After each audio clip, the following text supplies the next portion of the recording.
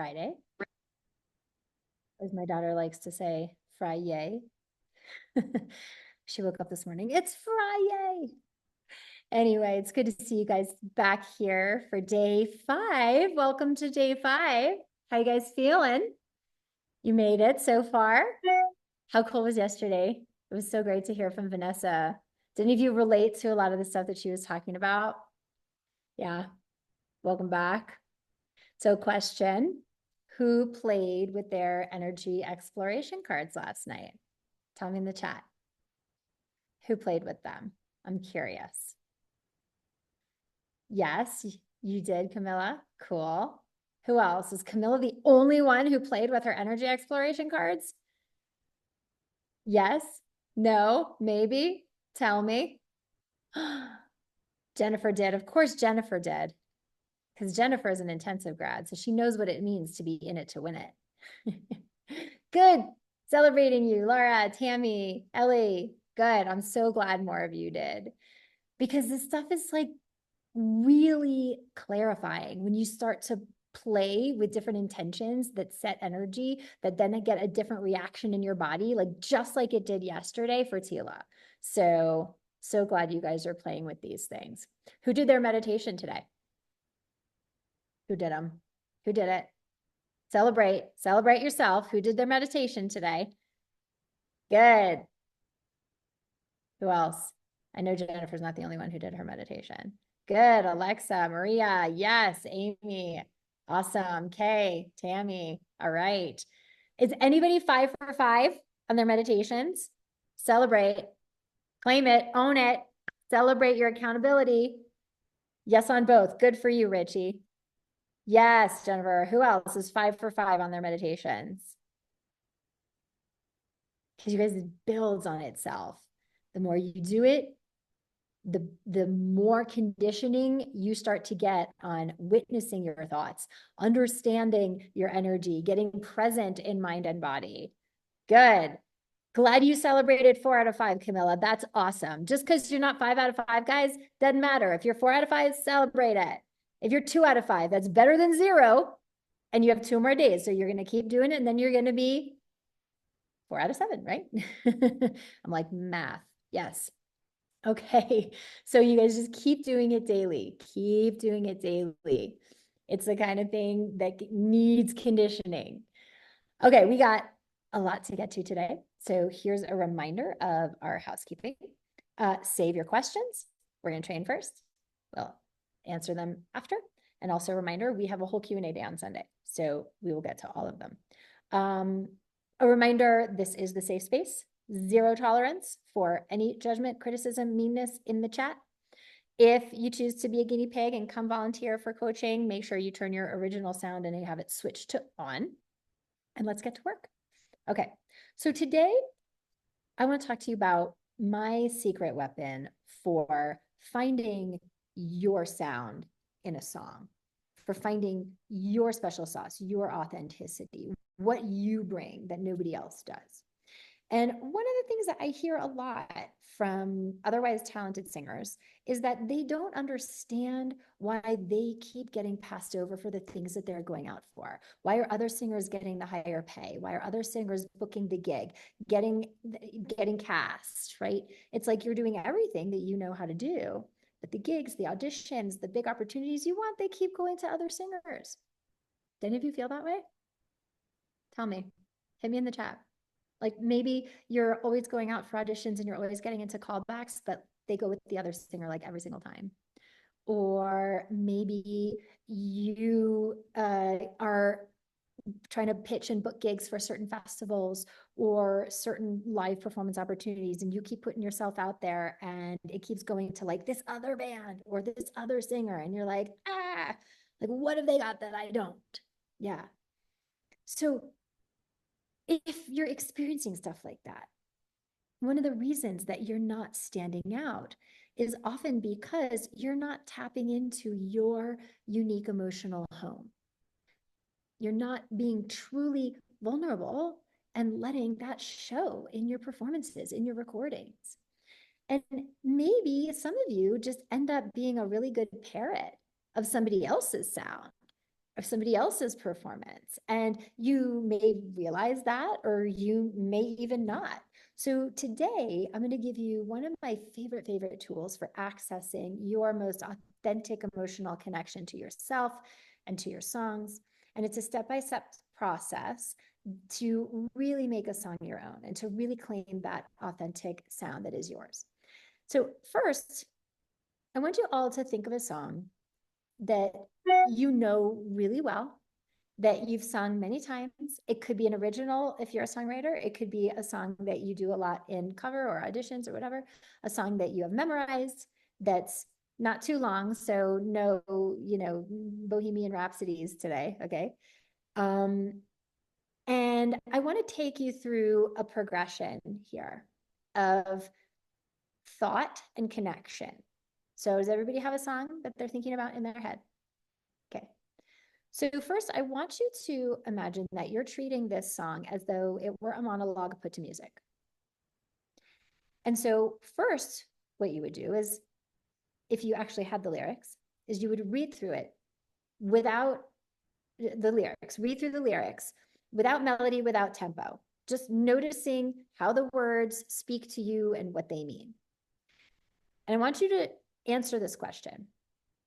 Where are you when you're singing this song? And so if it's a character, let's say you're doing musical theater song or an opera aria, if you know where the character is when they're singing this, great. If not, invent one. Where are you when you're singing this song?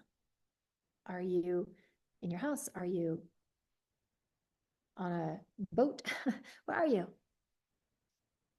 So think on that for a second. Answer that question. Where are you when you're singing this? Where's your character meaning, right? Or if it's a pop song, right? Let's say you were singing, I don't know, this song came into my head, Genie in a Bottle. Don't ask me why. I don't know why Christina Aguilera is in my head. Let's say you're singing Genie in a Bottle, okay? Where is she? Where is she singing? Why is she singing this? Where is she? Okay. Now, second most important question. Who are you talking to? Who are you talking to? So if you know, if it's a character in a musical or in an opera and you know who you're talking to, great. If you don't, you need to invent that. So let's say you're doing a pop song. I don't like the Genie in a Bottle example because I don't know that song that well. I don't know why that was in my head. But let's say that, okay, Whitney Houston, I Will Always Love You. I know that one really well. Who is she talking to? Now you could think of, oh, I remember the movie. I remember The Bodyguard. I know exactly who she's talking to. But if you're saying that and you've never seen the movie, you need to invent that for yourself. So maybe you're talking to a lost love. Maybe you're talking to your child.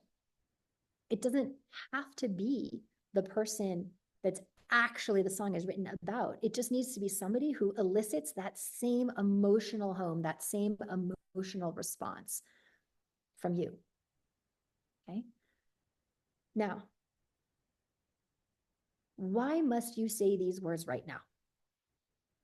So if we take the Whitney Houston example, the song starts with bittersweet memories. That's all I'm taking with me. So why is she saying this to him right now? You guys, what's at stake? You need a reason to say what you are saying. And all of these questions that I'm asking you are to help you to connect to your unique emotional home around what you are saying. So let's say that I'm singing I Will Always Love You. And let's say I've never been in that situation where I've had to say goodbye to somebody who I loved because it just wasn't going to happen. Let's say I'd never been in that situation, but I'm singing this song. So I need to come up with something that connects me to this scenario. Otherwise, I'm just parroting Whitney and it's not going to land. It's not going to be my authenticity. It's not going to be my special sauce. So perhaps I lost a grandmother and I'm having to say goodbye at her bedside. It's going to elicit the same sense of loss and grief and sadness as a woman who is in love but can't be with the person she loves and has to say goodbye. It's the same thing. So in my scenario, I'm thinking about my grandmother. Where am I? I'm at her bedside in the hospital. And why must I say this now? Because she's not going to make it. And I know that. So I need to tell her how I feel. In the same way that the woman who's losing her love and he's leaving and she knows she can't be with him anymore, this is her last chance to tell him how she feels. And so it doesn't matter that you have a different story, that you have a different subtext. All that matters is that you're connecting into something that is unique to you, that is unique to your experience, that connects you to the same emotional home, but in a way that brings you to the table. Okay. And then what's at stake? Why must you say this right now? Why must your character sing this particular song, these particular words right now? So in the example I gave you, it's because I know that my grandmother doesn't have a lot of time, and this might be my only shot to tell her this. You need something at stake. What's at stake? Why now? Why these words? Okay. And so as you start writing this down about your songs, you're going to start noticing and you're going to start connecting to it in a different way. And so when you sing it, that's where the energy is coming from. Not any other place or character that you feel like you should, there's no shoulds in this. You know what I'm saying? It's because the audience doesn't know that I'm singing about my grandmother. All they know is that I'm in the same emotional home as a woman who's losing her love, but I'm doing it in a way that connects me to my unique experience with this. And now you're going to get a whole new level of connection and vulnerability that is unique to me. Okay. So let's play around with this a little bit. Okay. Who'd like to play with their song? Use the raise hand function. Okay. Dawn, I saw your hand fly up first. So let's play around with this a little bit. So what's the song? Hi, can you see me and hear me? Yes. Okay. I'm so incredibly nervous. Okay, so what's the story your mind is telling you about this right now that's making you nervous? I don't even know. My heart's just racing. Like I feel worse than I do. I do perform with a partner, but I feel more nervous than I do even getting on stage. I don't know why. I guess because I'm like in awe of you and Oh, you're sweet. Okay. But no, but it's important to understand, right? So tell me more. What is the story that's making you the story of the song or of no, my no, no. What's the story that's going on right up here right now? If you had, like let's get some clarity on it. I don't know that I can get clarity. I just feel like all of a sudden my heart is racing. Wait, somehow we lost your audio for a second. Wait, we just lost your audio. Oh, I think that's Can because you hear now? now I can hear you. I think it was signal. Okay, I can hear you now. Okay, so what were you saying? I just inexplicably my heart is racing. I don't know. I just feel like exposed, and it's different to be online. I've never done this. I mean, Okay. I've gone to, played at restaurants, small pizza shops, but for some reason online just is foreign. Okay. Okay, this is great. Thank you for letting me poke you a little and like ask you, to kind of identify the story. So the story is I feel exposed because this is a different medium. Yeah. Okay. And so what does that mean? What is the meaning? What is your mind making that mean? That this is different. I feel exposed. So fill in the blank. So what's going to happen? What's the fear? That I'm not going to be able to compose myself enough to make it through the little bit of a song that I'm going to do. Okay, cool. And so if you don't stay composed enough to make it through the song, then what does that mean? What's the story your mind says that means? That I'm unprofessional, too shy, and um, just not thick-skinned enough to adapt to different situations. Yeah. And that would make me feel like I kind of suck. Okay. So if I'm not adaptable enough and I'm not professional and I suck because I'm not adaptable and I'm not professional, then what does that mean about me? It just means I can't do, or I don't have the ability to do the thing I want to do the most that I've Okay. wanted to do all my life. Okay. And so if you can't do the thing that you want to do the most, that you've wanted to do all your life, then what is your inner critic telling you that means about you or your life or what, the future? Honestly, I would feel like purposeless. Then what do I do with myself? Right. Okay. So this is fantastic. Thank you for letting me, poke you here and like Sure. play with it. Because in this moment, Dawn's ego mind, her inner critic mind, is making singing online, which is neither here nor there. It's different, but it's neither good nor bad. It's her thinking that's assigning a meaning to it. That in this moment, right now, her mind is making this moment mean that she's either going to achieve her purpose or she's not going to achieve her purpose. And that's a lot of pressure. Well, the other thing is I'm used to seeing the audience and I can't see them, but I know they're there. It's very strange. Yes. Okay. And so again, because you guys, we are meaning-making machines. Our mind is always looking to our circumstance, looking to our surroundings to make meaning out of it so that we don't, well, in historical evolutionary terms, so that we don't die, right? Oh, I see saber-toothed tiger tracks in the mud. I better not go that way. I will get eaten, right? It's like making meaning out of our circumstance to keep us safe. We don't have those life and death circumstances in modern times most often, but mind doesn't know any other way to be if it's not trained. And so mind is looking for all these differences and making meaning out of it. And so first this is a new medium. And if I can't succeed here, then the dominoes fall. Then I'm not professional. And if I'm not professional and then I can't do what I want and then I won't succeed and then the domino falls too, I won't be able to live my purpose, right? Or I can't see the audience. So what does that mean? What is your mind making that mean? What do you think?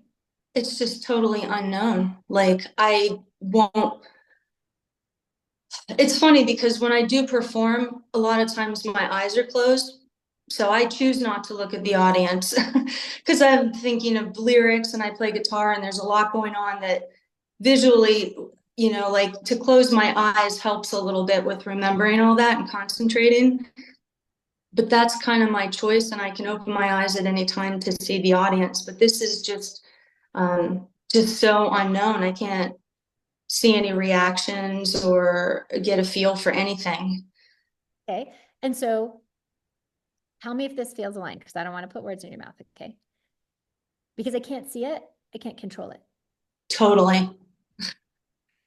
And So, I'm like a big time problem with like having to control everything, including my voice.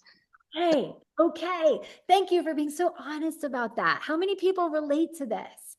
That it's like it scares you if you can't control it, right? But here's what we know. We can't control people, places, and things. As much as we want to, we can't.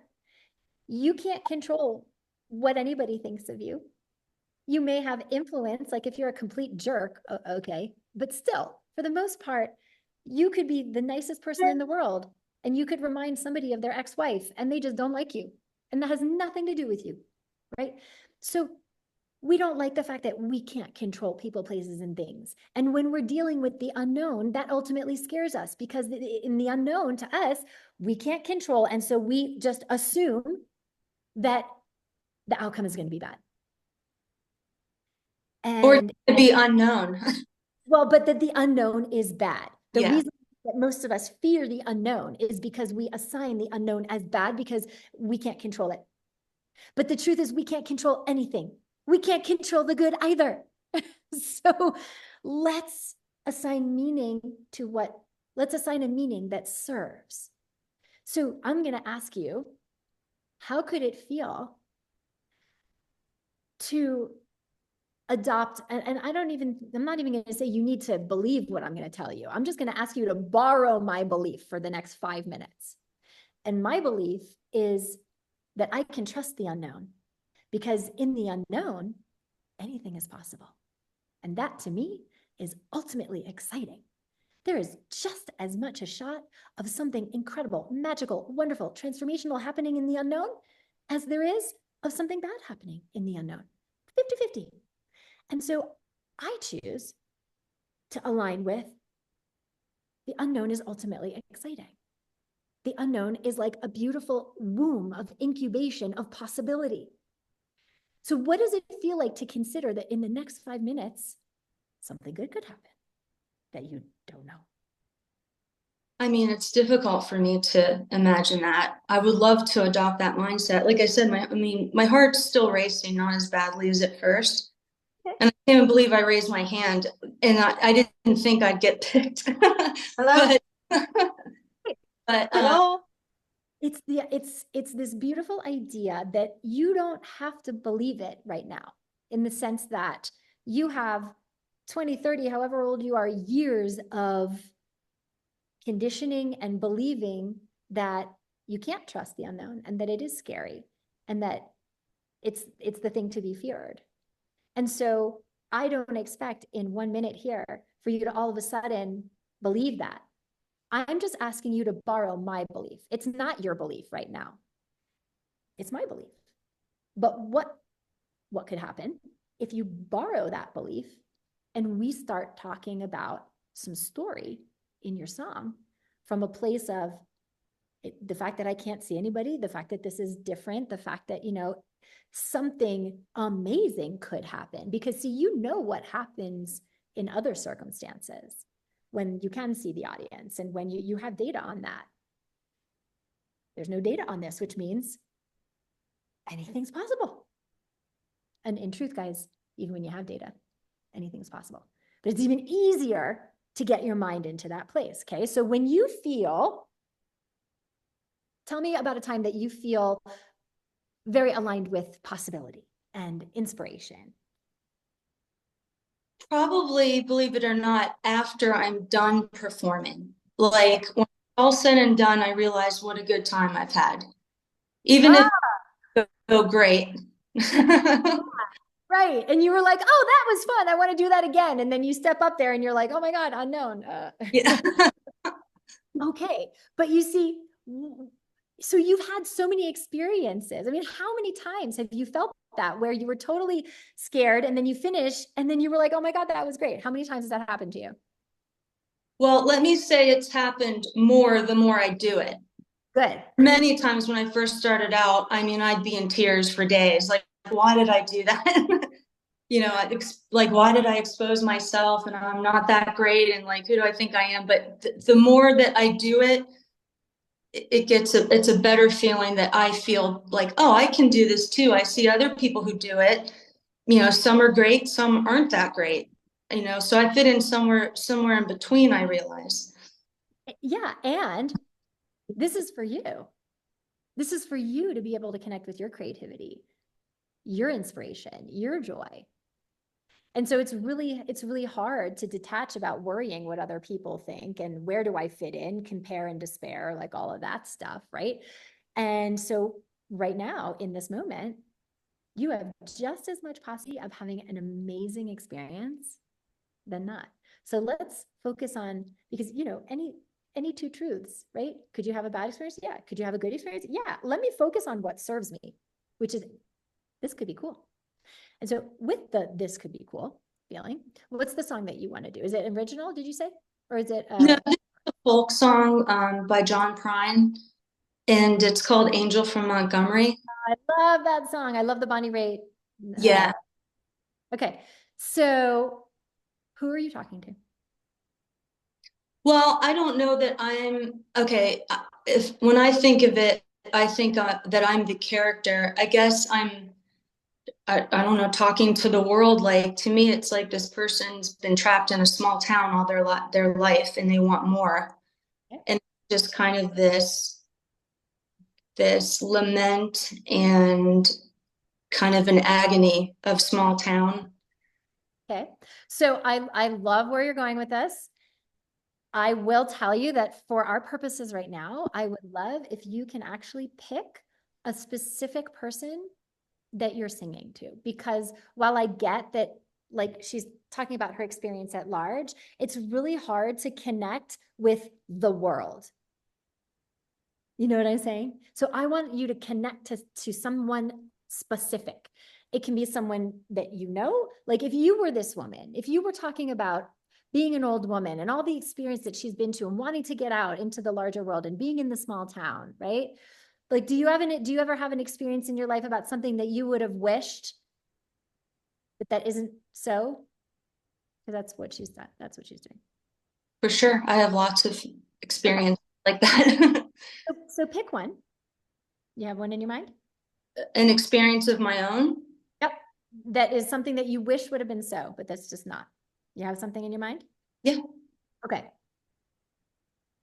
So I want you to talk to somebody about this experience. So who would that be? Who needs to hear this? Oh, it'd have to be like maybe a confidant, somebody I really trusted with my feelings, because it's a very emotionally vulnerable song. Mm-hmm. So like a best friend or like. Okay, who serves that role specifically for you, Dawn? Oh, in my life? Oh, I mean, probably my boyfriend. Like I can be totally myself with him and vulnerable and tell him anything. That's awesome. Okay. So you're singing to your boyfriend. Okay. And you guys, the reason I'm asking her to be more specific is because transformation happens in the specific. Impact happens in the specific.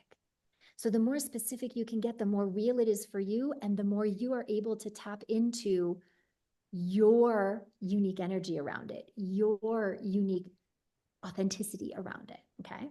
So you're talking to your boyfriend.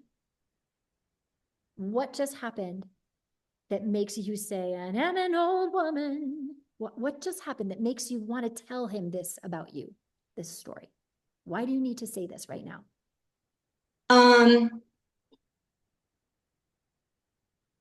Just to express maybe my lament of life gone by and not having opportunity, and to show it like as if I was the character, to show my pain about that to somebody, to make it known. Okay. So why now though? Like imagine this character could have said this to her boyfriend at any point. So why is she saying this now? Like imagine this is like a movie in your mind. And what is happening in the scene? What just happened? Did he say something? Did you see something? Did something just go on that makes you then say, I'm an old woman. I forget the lyrics right now, but like, you know what I'm saying? What is that? That movie in your mind that compels you to say this right now to him? I mean, this sounds kind of morbid, but I would think like it would be kind of a desperate last chance of a time, like an old woman who maybe is nearing death or something, like to just kind of speak out regret in her life. Yeah, I like where you're going with this. Let's get more specific. Was she just diagnosed with something? Did she just watch her best friend pass and she's feeling her own mortality? What is the thing that's, you see what I'm asking you? More specific, more specific.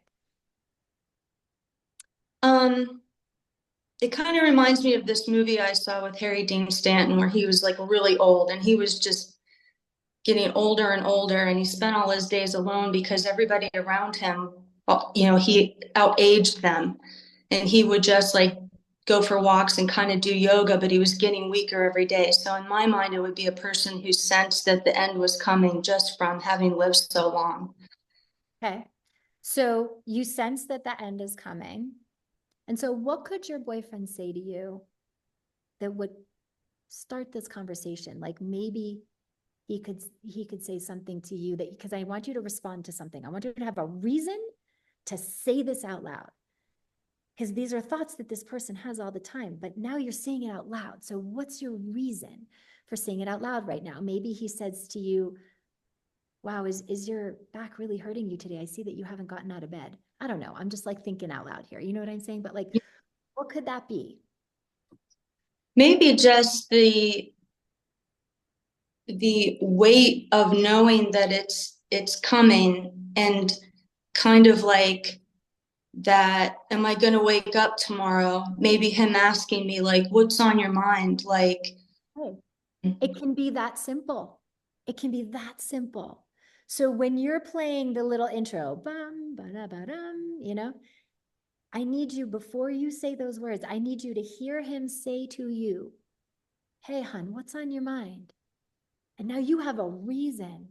I am an old woman, named after my mother. You know what I mean? You need a reason to open your mouth and say these things. So can we try it with all of that inquiry and all of that subtext and do an experiment and see how it feels? See what happens. Okay, and I'm gonna do it, and then I'm gonna have to run and plug my phone in because my phone's dying. I can see, I just got the notice, so I'm gonna play guitar if that's okay.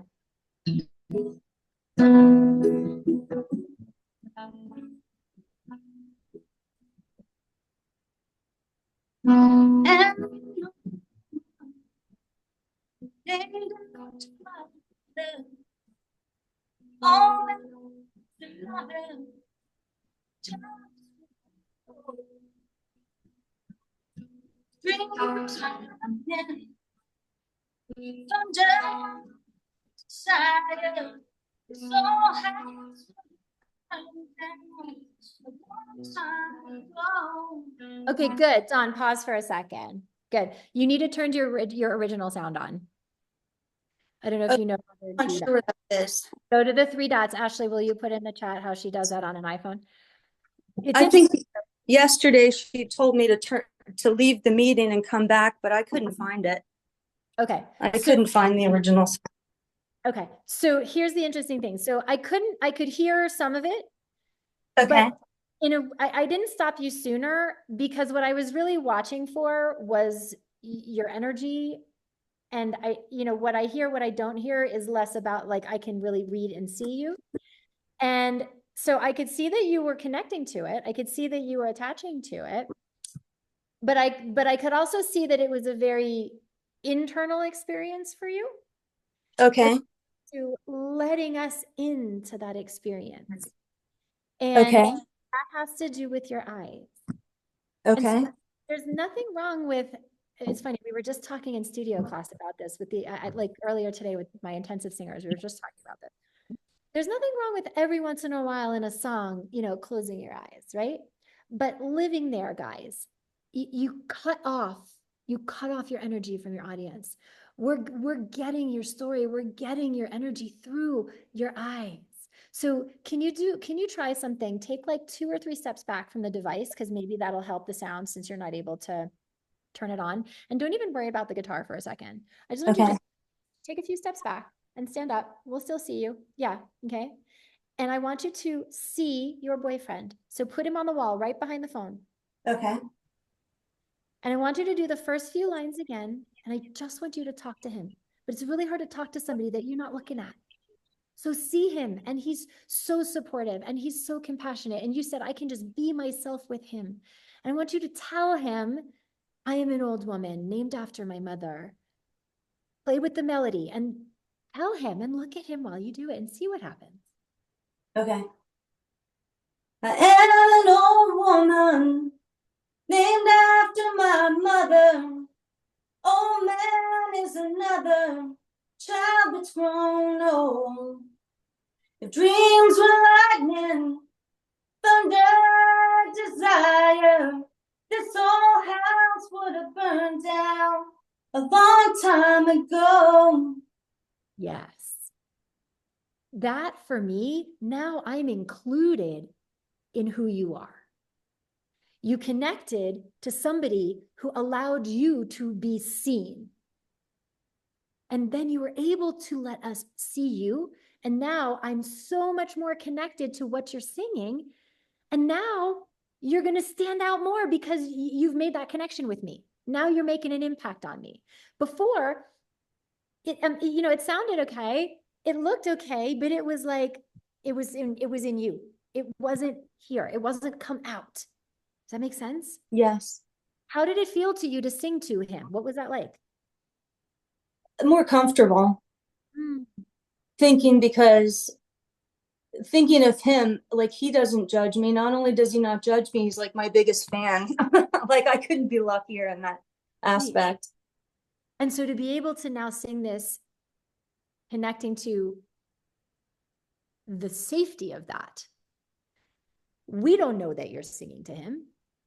What we know now, though, is that you're connected, and now we can feel it because you're not, don't look at me anymore. And that's how we start to bring out your special sauce, your authenticity. Cool? Yes. Okay, good. Awesome. All right, let's keep going. Thank you, Arden. Thank you You're so so much, Arden. welcome. All right, Melanie, how are you? Go ahead and unmute.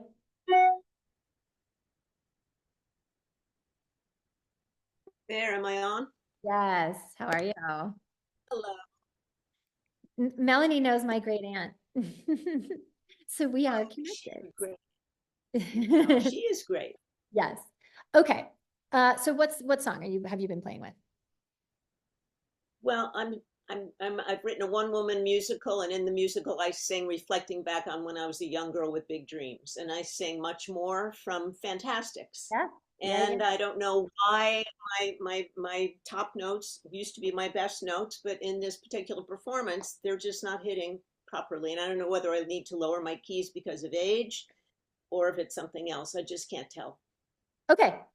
Can we go? I love this piece, by the way. Can we go to the higher section? Yeah. Or I don't know, where do you want to start with it? Like, let's go to one of those sections. Well, it's my problem area is just the last phrase. Okay, so let's get into it. Let's just back up a little bit and let's do, just maybe the last verse leading up to that. And go ahead and stand up so that your body's under you.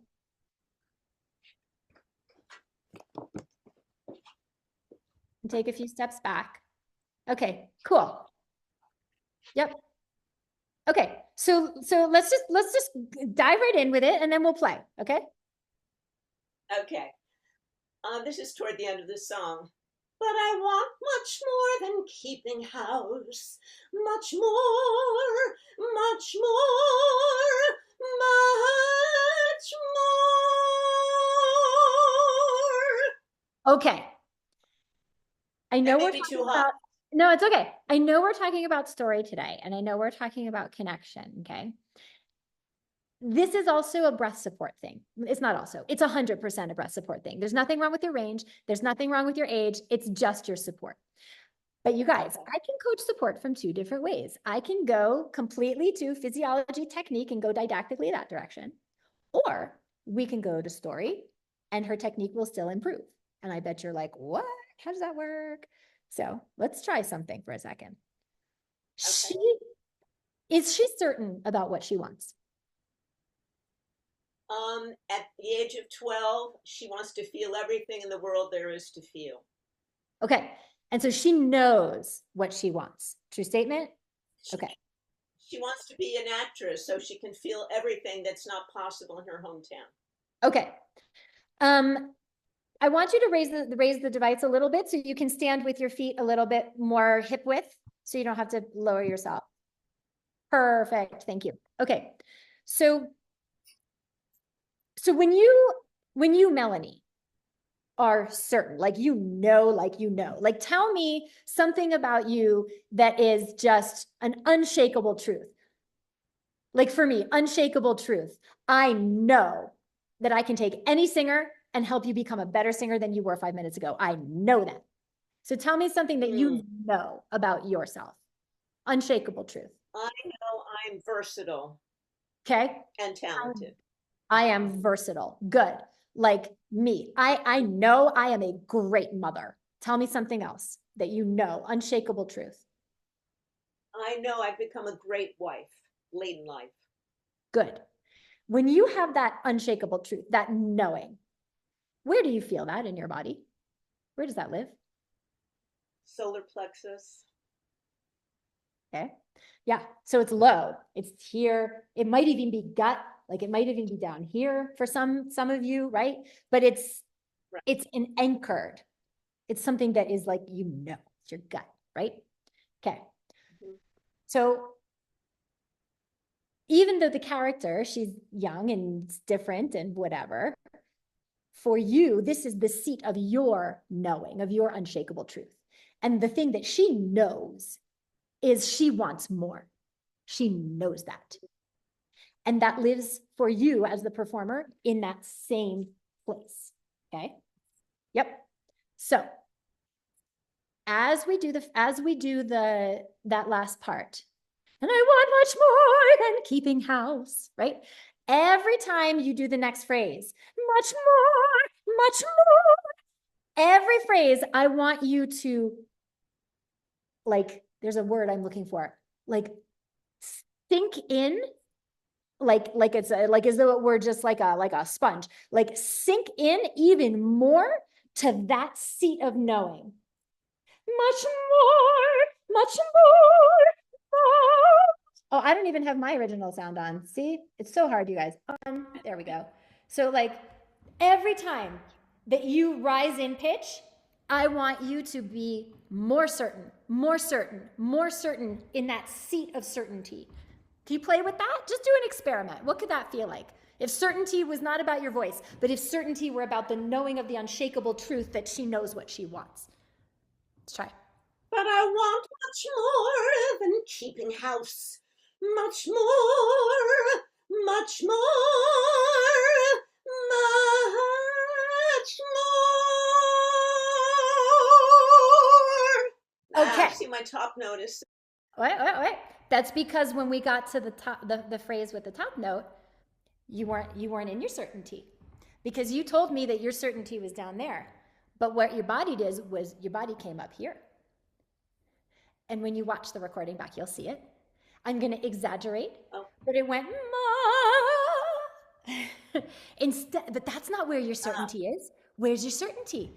It's in your gut. It's in your solar plexus. So I literally want you to take your hand like you're directing your certainty, and you're going to go and you're going to slide, and you're going to slide into your certainty, and you're going to go much. Try it. Direct it with your hand. Much.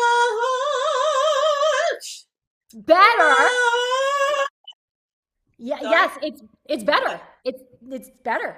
Okay. What's going to make it feel even better? Much more.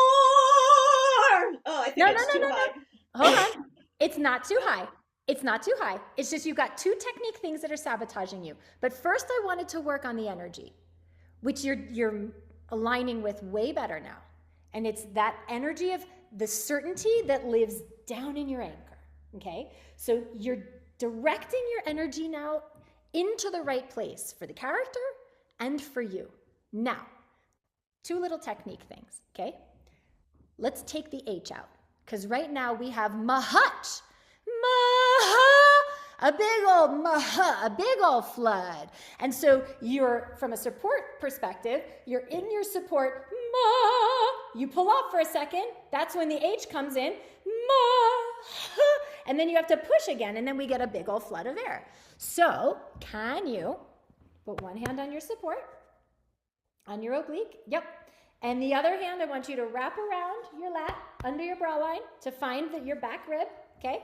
And I want you to, and relax your shoulders, and I want you to siren on an vowel and go, ma. Siren. Ma. Oh. Okay, so you notice how you're able to get to that note no problem when you siren, okay? Now, the energy matters because mind still wants to get that note out, but we don't want to get that note out. Because if we tell ourselves we got to get up and out to that note, it's going to be really hard to stay here, which is down that way. Body's going to want to push up, okay? So I want you to implode that siren. The note, the energy, the vibration is coming into you. Drink it in. Implode it. Okay, now. Oh, it feels like I'm throttled at the top. It's too much. It's too much. Less is more, Melanie. Less is more. What if I said to you, more tone, less air? Do that experiment. Siren into your body, more tone, less air. Much more.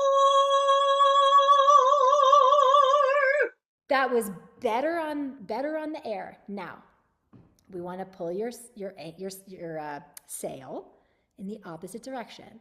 So can you find some gentle joy between your ears? So easy smile. Easy. No, you're depressing your larynx. What? No. You're depressing your larynx to try to find space. You're going this way. Okay. Leave your jaw alone. Leave your tongue alone. And breathe into a smile. Yes. Okay. Now you're going to breathe into a smile. And I want you to stick your tongue out and go, ah. Yes. Do a siren into your. Good. Do a siren into your hand. Do a siren into your hand and stick your tongue out.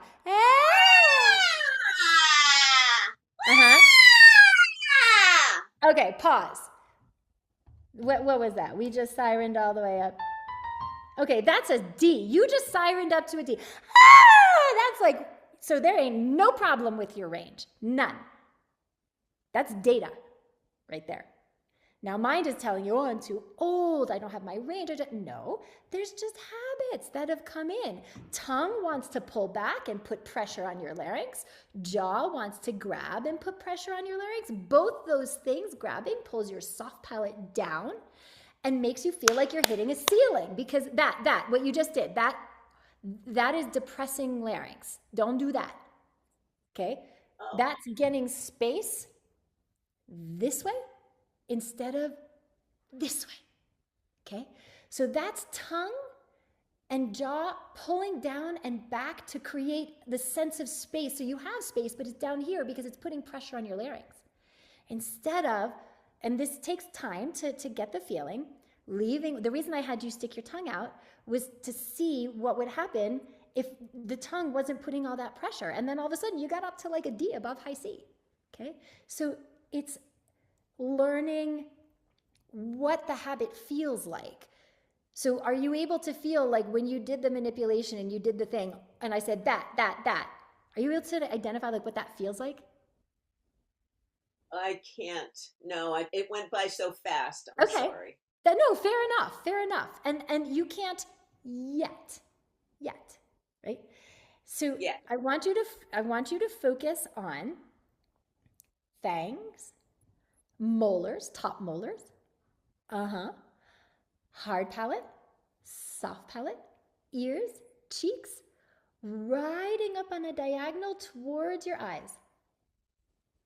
It has nothing to do with your tongue. Leave your tongue alone. Let the tip of your tongue rest behind your bottom teeth. And yes, okay. Now, you're gonna put your hands back on your support, okay? Right just where you were. And you're gonna have a nice life breath, because it's not that long of a phrase, okay?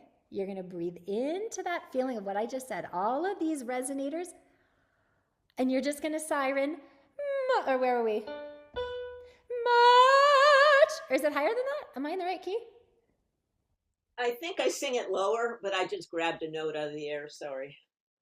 It's in C. I'd like to swim in a clear blue sea where the water is icy cold. It's somewhere around there, da-da-da-dum. Okay, so I love it. I started lower. I think I started a little lower. I'd like to swim in a clear blue stream where the water is icy cold. Okay, so pause. Do you know, where are you? Get really clear. Do you notice that you're here? Body is like, let me help you. And head and neck want to go this way, okay? So I'm going to give you a little tool. Gently move your head back and forth. Gently look over one shoulder and the next. Good. And then I want you to do the beginning, I'd like to swim in a clear blue sea, while you're moving. I'd like to swim in a clear blue stream where the water is icy cold. Keep going. And go to town in a golden gown and have my fortune told. Keep going. Just once. Oh, it's too high for me. Okay, no. You were good. And the reason that happened, so you guys, I disabled Melanie's security blanket. This muscles in her neck has been her security blanket to try to help her push out the notes and control the notes. When you're moving your head, you can't grab your neck. You can't. So this is now free. And so now you saw your support showed up for you until you got to the high note. But then you got to the high note and this wasn't there to try to control it, but this didn't show up to the degree that it needed to. So you got some really important data there. Okay. So let's do it again. And you're going to move your head and you're not going to sing it. You're just going to siren it. And you're going to engage your pelvic floor, otherwise known as perineum, like the muscles that you use to poop or push a baby out, right? And you're going to imagine that siren just once is not going up and out your mouth. It's going out between your legs. The mouth is down there. Just once, and send it out the mouth between your legs as you move your head. So start by moving. There you go. Just once. Hello. Yes. Look at that. What does that feel like? What do you notice about that? Easy. Yeah. Easy. Melanie, there's nothing wrong with you. It feels open. It was open. Yes. So here's what you guys just witnessed. First of all, we got her out of the habit. We took away the security blanket. As long as this is grabbing, support's like, cool, I'm going to go over here. Like, it's not going to do what you need it to do because it's like, oh, cool, neck is doing it, fine, I'm not going to do it. So we disabled this. So now support has to show up. And then we gave you a tool to go further with it. So then why it was so easy was because nothing was encumbering your larynx. You were in this because we talked about it before. You were much more rooted in that because we gave you the direction. And now this, open and free to vibrate the most efficiently as possible. So any of these ideas, you guys, especially those of you who are older, there are some ways that age can affect voice, but for most of you, you're not there. You just have habits from over the years that have convinced you that it's age, and it's not. Like Melanie, I promise you, like if we had, 3 more weeks, 2 more months with this, you'd be like, I know what, no problem. Like easy peasy, So that's when we talk about like, what's the quarter that gives you the gumball, right? What is the distinction for you? How are you going to find this again in your own practice? Well, let go of my throat for one thing. I'll try singing from side to side. I get involved in the acting and girding and clenching and wishing, and then I sort of forget my apparatus completely. But you can use that, you can use the storytelling and the acting to your advantage, which was what we were doing at the very beginning, which is, where is the certainty? It's down here. You can get into that wishing, you can get into that, but in a way that serves the body instead of in a way that sabotages it. So we can go to wishing, which is here, but look, where are my shoulders? Where's my neck? Everything is going to take me in a direction that doesn't serve. Or I can go to wishing. Here, I'd like to swim in a clear blue sea where the water is icy cold.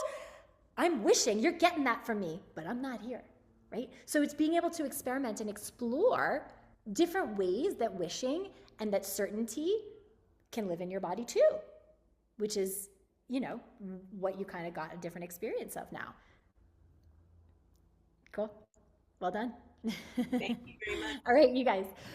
We'll come back with Camilla in a minute. Let me introduce to you somebody who I really am excited for you to meet because she is a singer who, I could tell you guys till I'm blue in the face, like what these techniques have done for singers, but I just think it's way more powerful for you to like get some gold from like real people, real singers who are employing these techniques and the ways in which that they've been the most powerful to set them up in their own body and their own mind for success. So I have invited a very special singer to talk with you today who really knows what it feels like to feel stuck and held back in her voice. She is an incredibly gifted singer and performer who is what I call a multi-passionate creative.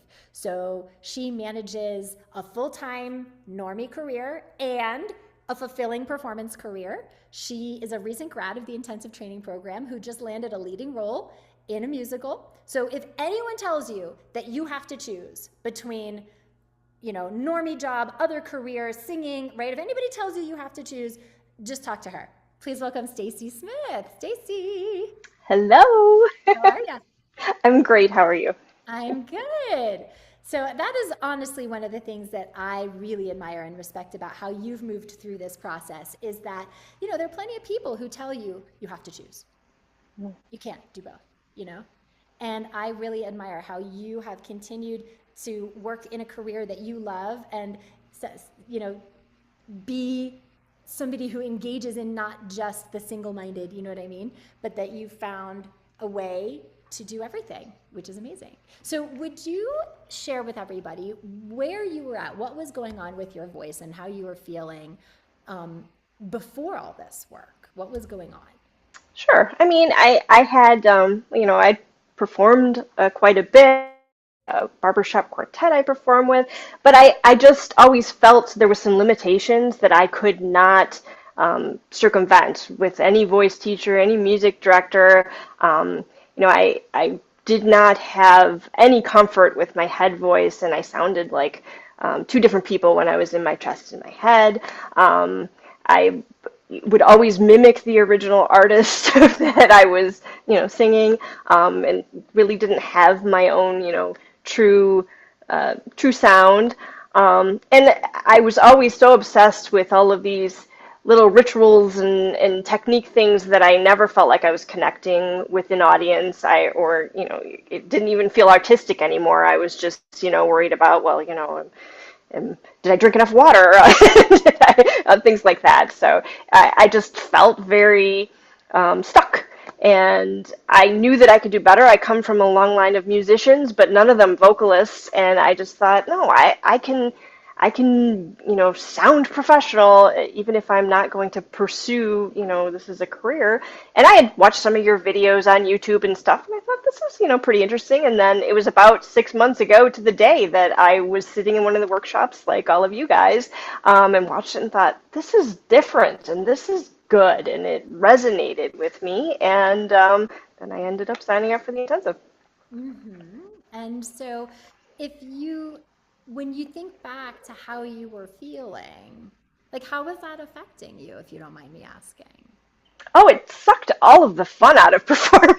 I mean, I really, I knew, like, intellectually, well, this is what I love, but when I was actually doing it, it, it, it was so much work. Everything was work, and nothing was coming out the way I wanted it to, and it just really removed so much of the joy. Mm-hmm. And so when you were in that place, I can imagine also those of you who are relating. I mean, first of all, anybody in the chat, like, do you relate to the fact that, like, it's just not fun anymore? Like, there's just too many competing voices in your head about, like the this and the that, and is it going to come out? And do I, anybody relate to this? Because I definitely want to know from you, Stacy, what did that prevent you from doing? Like, Well, how did that keep you small?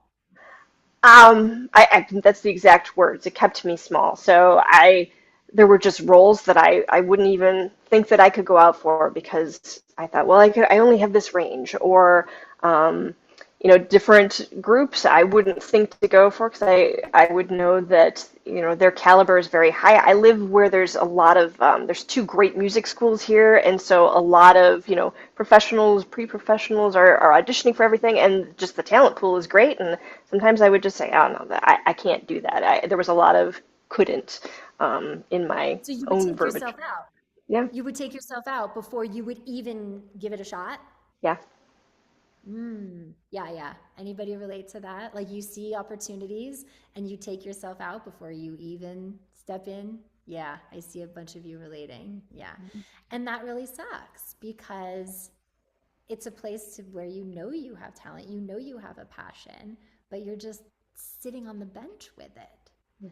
So, okay, so you're working with us in the program. And so if you could share, what have been some of the things that have made the most difference to you so that a month and a half ago, you went to the first audition you've been to in a really long time and you land the lead role?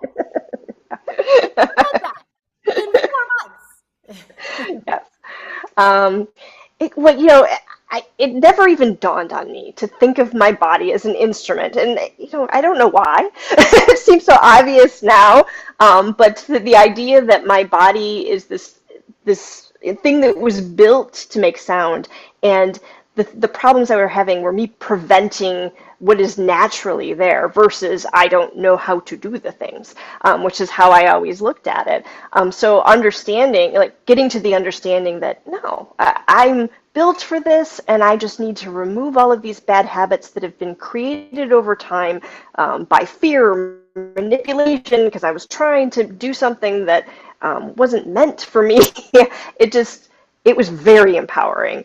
And now I feel like I can diagnose myself if I'm not getting the right thing, I can sit back and think, okay, what is happening here? What am I thinking? What am I feeling? And be able to have ownership of my own voice again. Mm-hmm.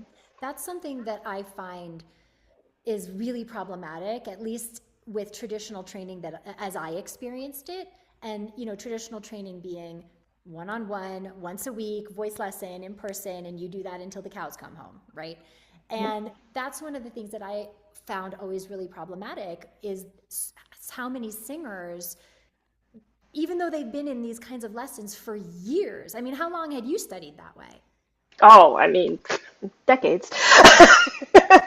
and yet still needed their teacher to be able to get the sound that they want. Like so many talented singers, but who need to be like, pardon my French, but on the tit of their teacher. Oh my God, I have an audition. I need to go see my teacher. Oh my God, I need to go see my teacher.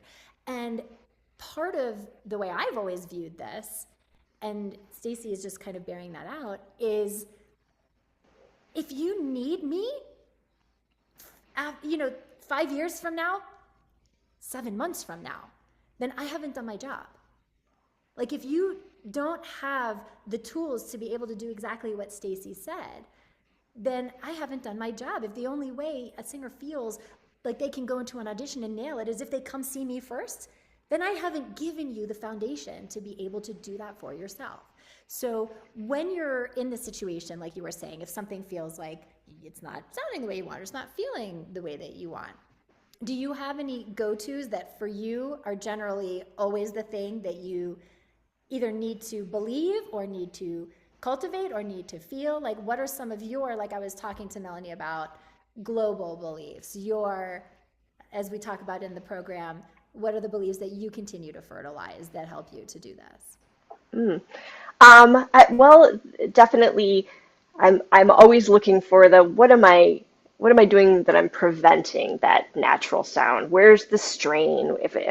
I tend to put my chin up if I'm raising up, or am I dropping my sail, or am I not pushing through consistently with the support? One of the big things that was a huge revelation for me is no teacher ever told me that I was continuing to, like, each note had its own, push of support, and I was letting go and pushing it, and how nobody ever told me that. I'm shocked now. But I know that these are the things that are preventing me regularly, and I record myself both, sound and visually, and I could see those things, and I know, okay, this isn't that I don't have the ability. This is I have to check in with my body and remember the habitual habits that I have that I've worked at removing, and sometimes they do still creep back up, and I need to remind myself, or you remind me in class when I'm there something I didn't think of. So it's a constant understanding your own habits and reminding yourself that you don't have to do those things. You're hampering yourself from doing what you naturally can do. Yeah, I want to reflect back. Do you guys see how matter-of-factly Stacey is talking about the habits and the things? Like she's not making meaning out of it. Do you guys see that? Like she's just in the data. Remember we talked about the other day, be in the data, not in the drama. She's really internalized that this is just information. I'm just witnessing. Oh, let me check in. What am I feeling? Oh, am I in my old habit? Oh, and like there's no shame and blame. There's no make wrong. And cultivating that self-compassion, cultivating that ability to witness without judgment is something that I know she worked really hard on in the program, because otherwise, without that, she's going to look at all these things, and it's going to take her right back into that spiral of how it used to feel, which was, well, what did you used to do when you used to get that information? Did it shut you down, or what did it make you do? Push more? Like, what was your habit with it? Definitely push. I'm a, a text the thing type of person, and then I just, blew out my voice or, overshot the notes, and then I was just, disappointed in my performance. How could I be so, bad that I did that when I'm comfortable at home? I never do that. And yeah. Yeah. And so I'm curious, was there anything that when you were thinking about working in the program and joining the intensive, was there anything that maybe gave you pause, like, oh, it could have been the time, it could have been the money, it could have been working online. Was there anything that when you were thinking about joining the intensive that you were concerned about that almost stopped you? I will say the thing that I was most skeptical about was the mindset stuff. Not because I didn't think that there was value in it, but I hadn't done a lot of it myself, and I thought, well, is this really gonna, help my voice at all? And right off the bat, the first meditation, I couldn't feel my heartbeat, and it was asking me to feel my heartbeat. I was like, I can't even feel that. But after I did it a little while, I could, and I'm like, oh, if I can feel that heartbeat, like I can start to feel and notice so much more than I was pushing all of the way before. And if you guys go through the intensive, you'll know this is a really emotional journey. I had no idea it was going to be so emotional. Because so much of your singing is so personal, and you attach your identity to it. And so I had no idea that the mindset stuff was going to be so crucial in helping through that journey. It's not just the technique, it's that the mindfulness and the acceptance and understanding that is brought through all of that mindset training that really provides the compassion to make a space for learning. So I had no idea it was going to be like that, and I really kind of thought, I'll just do it because, it's part of the program, and I realized very quickly that it was crucial and such an important part of getting to where I wanted to be. And so how does that show up now? So you're doing this lead role. It's the first lead role you've done in a long time. How is the experience different being on the other side of this now with this? You're on a bigger stage, you have a bigger role, as they say, higher class problems, right? Like, right. How is it showing up now? It's been so much more joyful in the process. I'm getting this. I knew none of the repertoire on this show before, so I'm learning a ton of repertoire. And I used to go into rehearsals especially music rehearsals. I was completely stressed. Am I going to be as good as everybody else, or am I going to not get this one part? And I have such comfort both in my private practices, but then when I get there, I'm not making meaning out of, well, I didn't get this quite right. I'm there to rehearse and get it right, and we talk through things. And this music director in particular, not a vocalist, so he'll say things sometimes, and I'm like, that's not what I want to do. But then I think, okay, what did he hear, and what do I need to do differently? Because he's hearing something. He may not be telling me what to do correctly based on my training with you, but I know, okay, let me examine that. Again, it's data. How can I improve that? And so I'm not tying myself in knots over criticisms or not being as good as everybody else or anything like that. I'm comfortable, I'm relaxed, and I'm enjoying the process, and it's so much better than it used to be. That's amazing. And so what are you looking forward to now? It's funny. I'm excited to do the show, but I'm also like, why? In a way, I can't wait to get done with it so I can work on the next thing because I just want to take all this new repertoire and keep applying it to everything that I could find. Things that even through the program, I started to touch stuff that had always scared me, or I thought, I had the limiting belief that I couldn't do, but now I think, sky's the limit. I'll try it. We'll see what I can do. And that process is so much fun now that I want to enjoy this, and I'm working, to make sure that I enjoy every moment of it, but I'm excited for the next thing too. Yeah. Well, there's so much possibility now. And I see that in your energy, right? Like you guys, this is the energy of possibility. This is the energy of inspiration. This is the energy that fuels, the reason why we stay on the bench and we play small is because we're so attached to the fear and to the shoulds and to the, I know you had a lot of shoulds. I remember doing Oh yeah. before with you. Actually, do you mind talking about that? Oh yeah, I mean, in my whole life, I've always been about, control. I'm a project manager. It serves me very well in my job to anticipate problems um, and fix them before they happen. And that definitely wasn't serving me in my voice. Everything was controlling and manipulating and anticipating, and it just created so many more problems in my body. And now I don't anticipate, and I take what comes out and I analyze it, but not in a way that is judgmental. And that's huge for me, because everything in my life I judge, not with malice, but I'm always analyzing, and it actually has filtered into all aspects of my life. And you'll probably hear this from a lot of people that have worked with Arden. Everything starts to be less stressful because of how you approach your voice, how you approach everything, and it's just makes for a much calmer and relaxing and stress-free life. I remember I think I was having this conversation with you. I was like, you're the queen of pretend problems. You're going to find a problem where there is none. And you're going to solve a problem that doesn't exist. So let's not go solving problems that don't exist. Right. Let's just be in the moment with where we are. But I think that's the beauty of what I hear, and as you're sharing, is that you've really embodied being in the present moment with your sound, with your body, with the story that you're telling.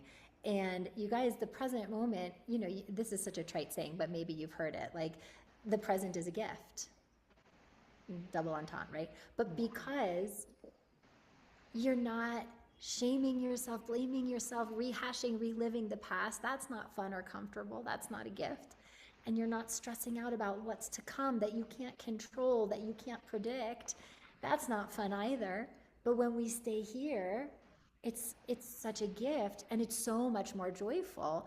But the thing that, if I can hit it home again for you guys, is that is where your body creates the most efficient, powerful, beautiful, authentic, resonant sound and performance, is when we're able to take all this and go, and we go right back here, right? So thank you so much for sharing all of this with us, Stacey. Any last words? If anybody was on the fence about wanting to do this work, what would you want them to know? I'm sure that it's a big time commitment, it's a big financial commitment, but the return on investment is nothing like anything you have done before for your voice. And I can't say enough about this program. I stayed on in the Momentum Collective because I want to continue to work with Arden, and I think that if you take the plunge, you will not be disappointed if you do the work. So can't say enough about it.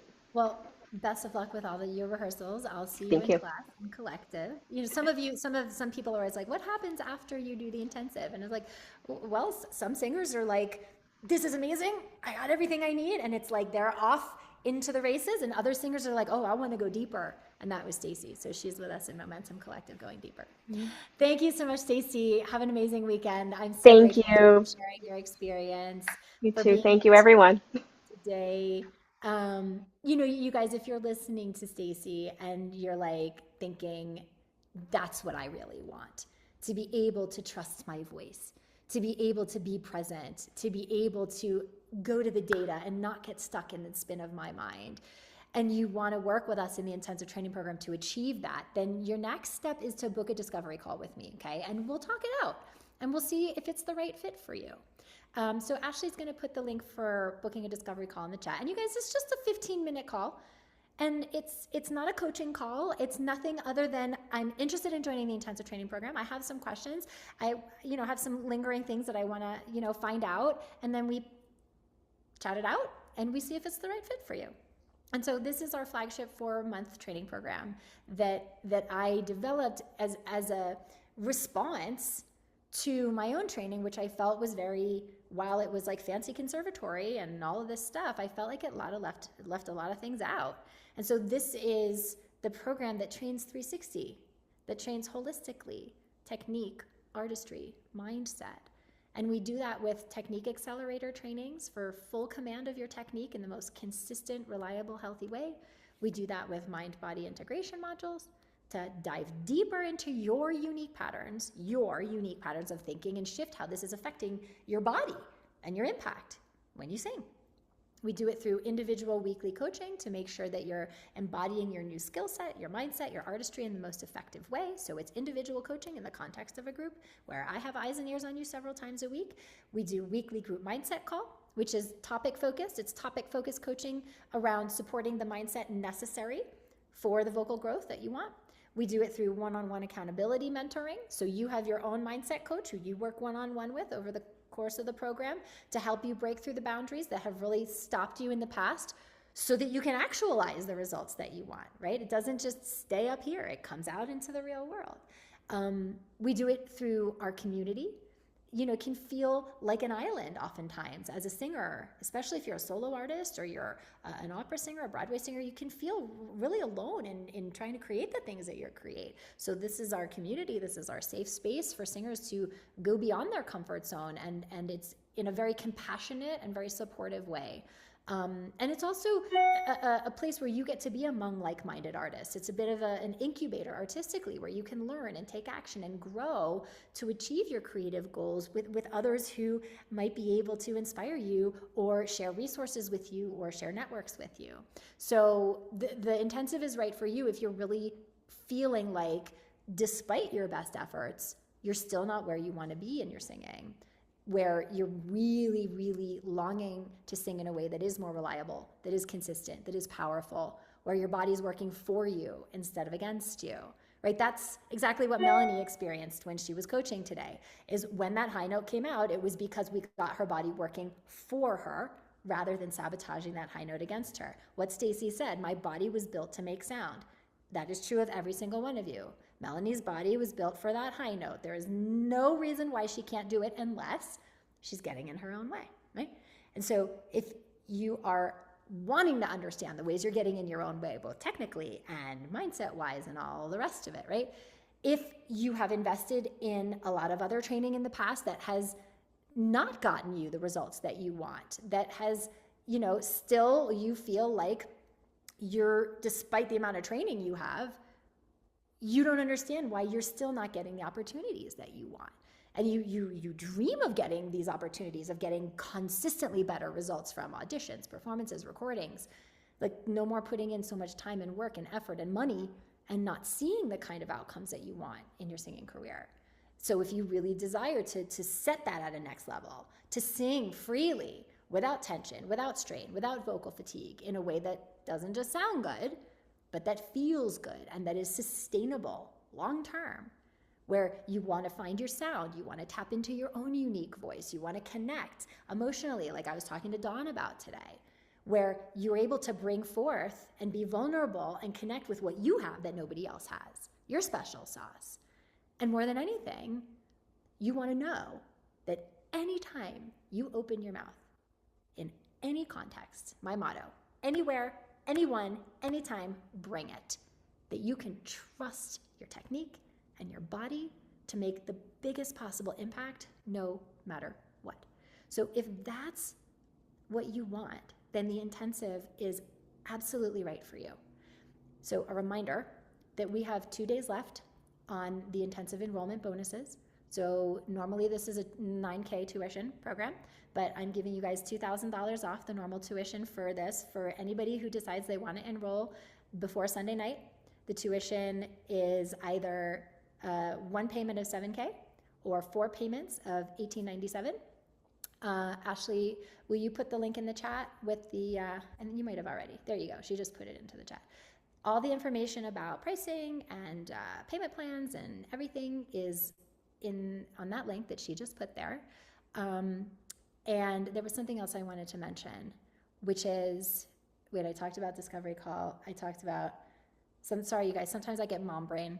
Did anybody's a parent here where like all of a sudden it just goes, I don't know, it'll come back to me. Anyway, I know what I want to talk to you about, which is financing, okay? So if you know that you really want to join the program and the $1,897 for payments of $1,897 or one payment of $7K is not working for you, but you want to explore other financing options, as long as you're willing to get creative, I will help you get creative. I've walked many singers through this before. We can go into fear about finances, we can go into fear about money, and that doesn't serve, because all that does, again, is it shuts us down, and it will prevent us from actually doing the thing that would actually bring us more income, right? How much money are you losing because you're not out there booking gigs and getting paid? Or how much fulfillment and purpose are you not able to embody because of the fear of what if it doesn't work? What if I invest and it worked for everybody else, but it doesn't work for me, right? And so financing can be a great option because it can allow you to have smaller payments, right, over a longer period of time. So if you want some support on that, I'm going to be talking more about that on Sunday. So come, make sure you get here on Sunday for the Q&A. And the other thing is the first two singers who decide that they want to enroll with us, who do the pay in full option, I give you a little bonus, and you get 2 one-on-ones with me throughout the course of the 4 months that you can use anytime. Okay, a word about tomorrow. Tomorrow's going to be big. We're going to go deep with some mindset work tomorrow, because we've been skirting some issues, and you think we've been going deep, but we kind of haven't been going deep. We've been going kind of deep, but tomorrow we're going to go deep, and we're going to talk about the biggest hurdle for pro singers and how to get over it. So don't miss tomorrow.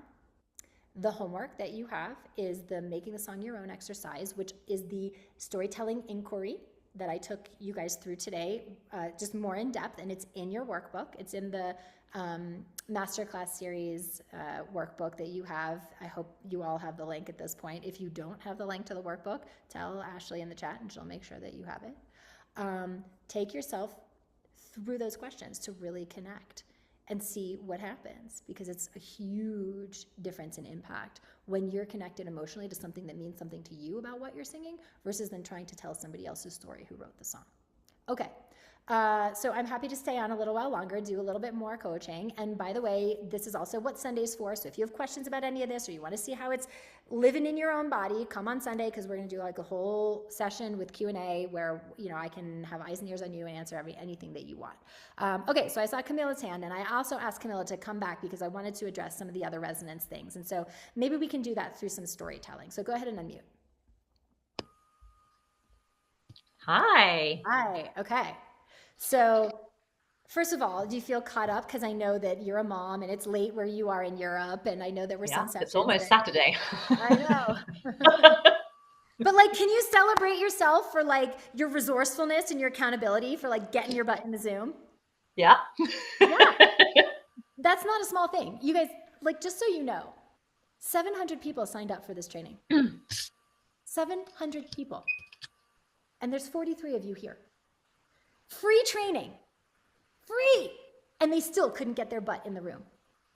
So celebrate yourselves for your commitment to the change that you want to see, and you're no different. It's even harder for you because of the time difference. So seriously, pat yourself on back, okay? Thank you.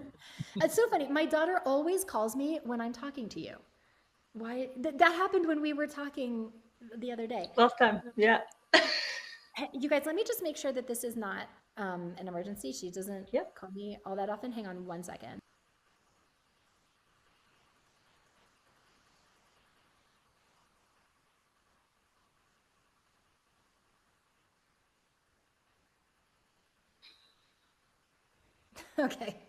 Okay, so what's the song that you want to play with? Do we want to do the same one, or? Yeah, we could do, and then we're sticking with English, which is possibly also. Okay, so it's Rape of Lucretia, right? Yeah. Okay, so go ahead, stand up.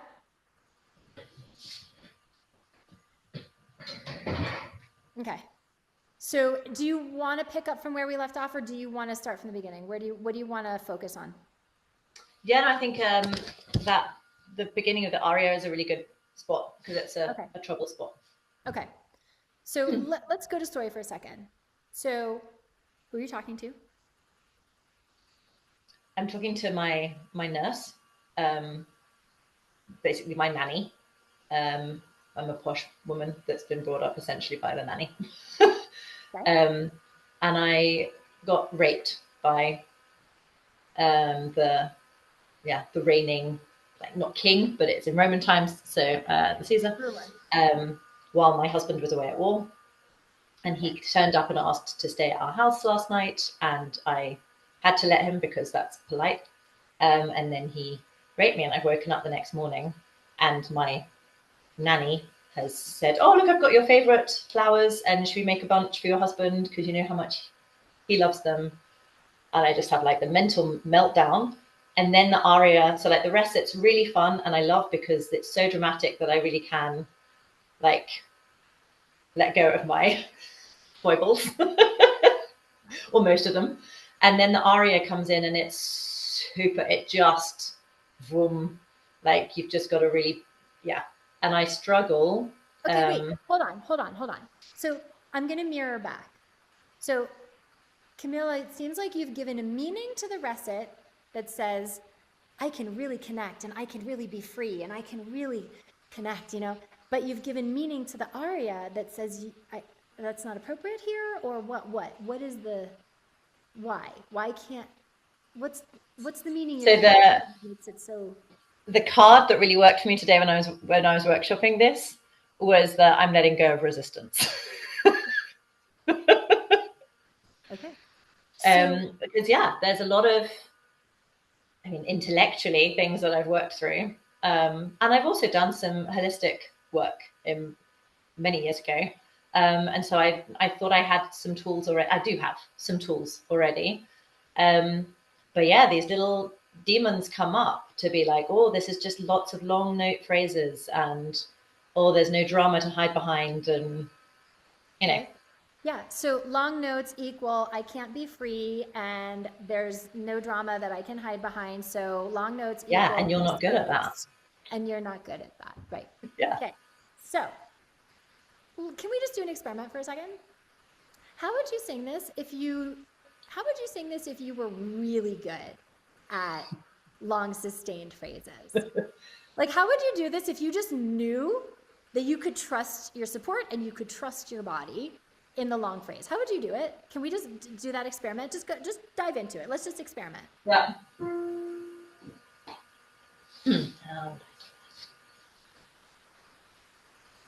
Flowers bring to every year the same perfection. Even their root and leaf keep solemn vow in pretty detail. How did those phrases feel? More enjoyable than usual. I had to really keep, I don't really feel like I was communicating the words because I was literally like, how would I feel if I could? But guys, this is how powerful your mind is. All of your minds. She just decided in the form of a question. Like, I didn't say to her, you're good at long phrases. It was basically fake it till you make it. How would I feel if I was good at this? How would I sing this if I was really good? She just decided that she was going to have a different experience, and she did.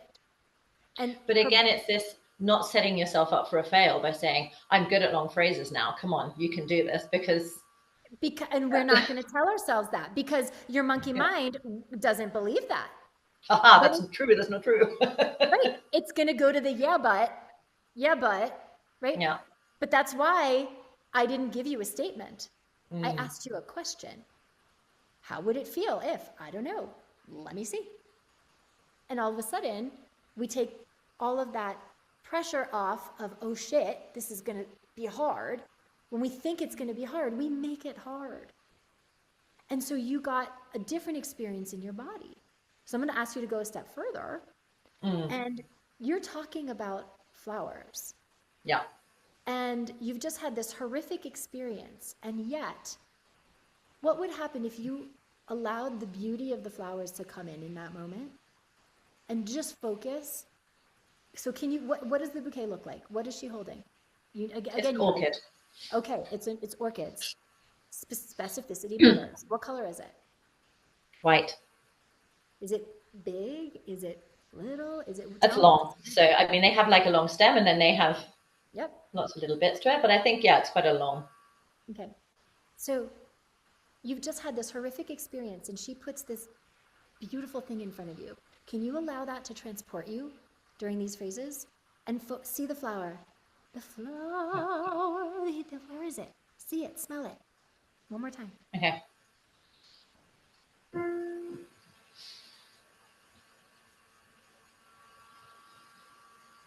Flowers bring to every year the same perfection.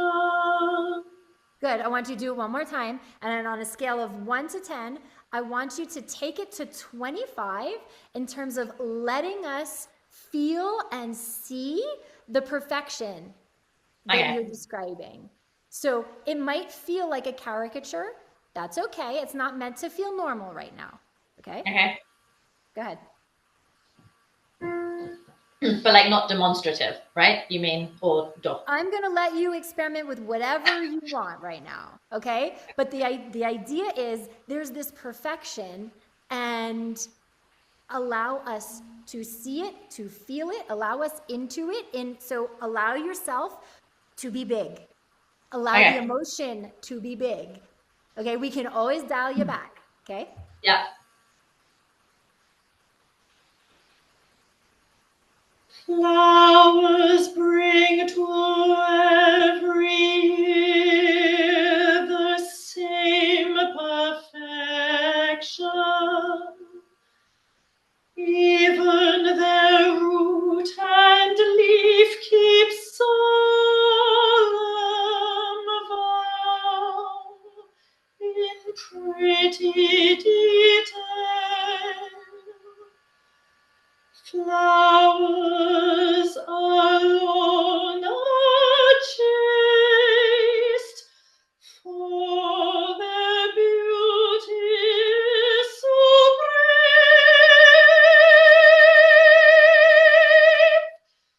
I've gone on. Okay. Yeah. Okay, so first of all, before I weigh in, what did that feel like to you? Sorry. What did that feel like to you? It felt more enjoyable overall.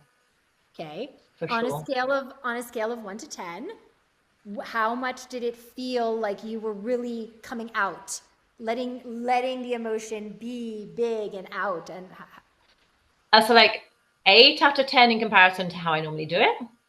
Okay. So what but probably 2 out of 10 in terms of what you wanted. Well, no. There's nothing about what I wanted. I just want to give you an experience. So, okay. So what could you be willing to believe to go to 10? I'm not sure, honestly, because I think I'm so caught up in how to sing. Yeah. Here's what I'm going to tell you about that. The darkening resonance, the holding, what I was telling you before about how you were pushing down, that was gone. That was gone. When you were just in the presence of this beauty, it pulled everything out of your throat because you weren't trying to make a certain sound. It sounded younger. It sounded, there was more squealo in the sound. It was more resonant. It was brighter. It was more sparkly. And I didn't go to technique with you. I could have, but everything that you needed to pull up and stop micromanaging this, because you weren't thinking about the sound you had to make. Yeah. You were in the moment with the flowers. Actually communicating. Yeah.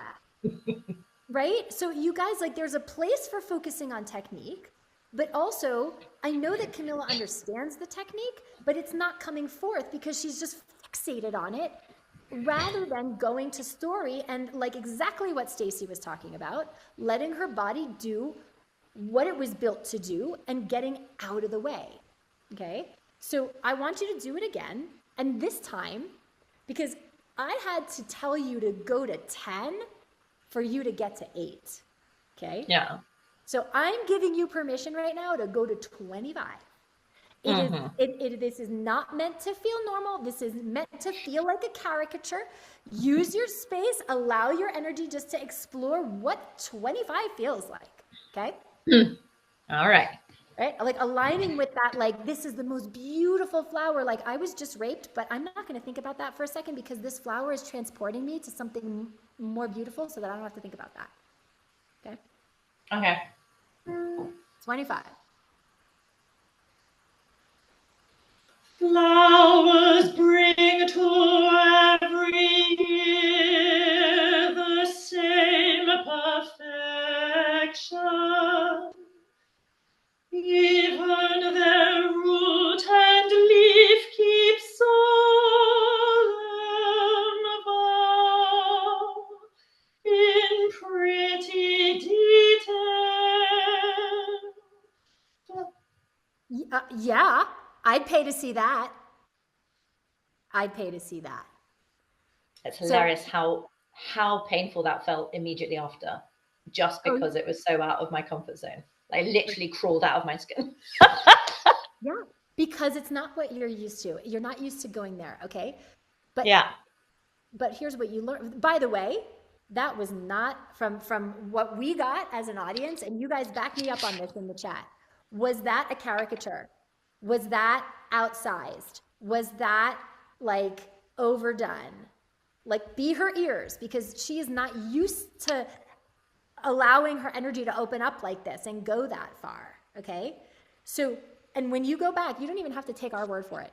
Get the recording, watch it back, okay? And what you will see is that even though to you, it felt, you had to allow yourself to go to 25 just to get to 10. Yeah. And so if you think 10, you're going to be at 3. Okay? So what I did is I just gave you permission by telling you it's not meant to feel normal. It's not meant to feel, because if it feels normal, you're in the habit and you're playing small. Yeah. You know what I mean? Yeah. When you allowed yourself to go to 25, you opened the body, the sound came out of your throat, it came more into your mask, and now we got drawn in. We were drawn in by the performance. The impact was there. So when you said I came out, I crawled out of my own skin, it was uncomfortable, right? What was the story that your mind was telling you about that? Was that it was, I think too much. So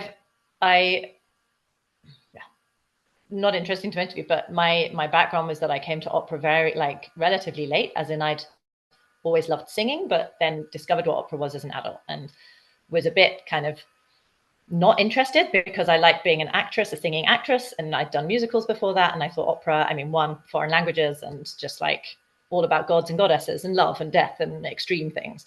And so I constantly am playing with that with myself, I think, and like kind of rattling off what I think is authentically acting, but then also the singing, and the singing requires that it's an extreme version. It's not, like. But what I want to really hit home for you is that what feels extreme to you does not read. Did not come across. It just reads as draws us in. It's so connected. So here's what I want you to take from this, which is that if you don't feel extreme, if you don't feel like uncomfortable after, like I'm risking, yes, then you're in the old habit that keeps you, it thinks it's keeping you safe, but it's really just keeping you small. And this is why you're not breaking through in the auditions at this level now that we're back from COVID. The singers who can do that are the ones who are getting the attention. But here's the good news. You just did that. It's just not where you live. And so there's mindset work to condition that it is safe to do that, and that it is safe to go beyond the comfort zone, and that everything you want is on the other side of your comfort zone, that the unknown is safe, that you can trust that, like all the things that, I'm sure I can see you nodding, like intellectually you get it, but it's not, but it also felt so nice. Like it felt like every breath was genuinely, authentically breathing to say what I wanted to say next. So like keep that. That's your nugget, right? And then we just build on that. And there are other things that we discovered, that we learned, that, and there is some technique work to be done. Like I do want you to like understand what is happening so that you can like consciously cultivate it, and it's not just and oops, it happened because I'm telling story. You know what I mean? Yeah. But it's all there, and it's just incumbent on you to decide to go to 25. The 25 is actually where it's fun to be. Right. No, where it gets interesting for other people.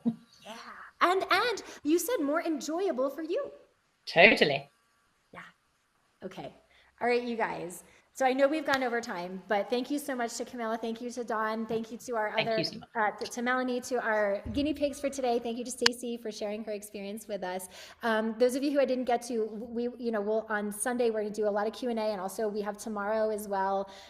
Those of you who've gotten to know Amy, you're going to get to hear a little more from Amy tomorrow. Also, our expert mindset coach, Judy, she's going to be in our session tomorrow, sharing with you and showing you how she gets shifts and reframes when she laser focuses. So she's going to be a part of our session tomorrow, where we're doing the number one hurdle that sabotages pro singers and how to get over it. So if you have questions, bring them on Sunday as well. You can always put them in the Facebook group. I will answer as best as possible. Yesterday, I was not able to do that. I don't know. I didn't really share this with you. We had an internet outage in my neighborhood yesterday. So I had to go do our session like in a completely different place that's not my usual. So I didn't have internet in my house yesterday. So talk about resourceful, right? Anyway, it's been a joy to be with you guys here today. Continue to show up 2 more days. Show up committed, show up coachable. There's so much more gold. And I'll see you guys here tomorrow. If you have questions about the intensive, you're really interested, and you just have some lingering things that you want to talk through with me, book a discovery call. If you know you want in, you can just take care of your enrollment. You could be in class with us on this coming week if you'd like. And that's all I got for you guys today. Thank you so much for bringing your energy, and I'll see you tomorrow. Bye, everybody.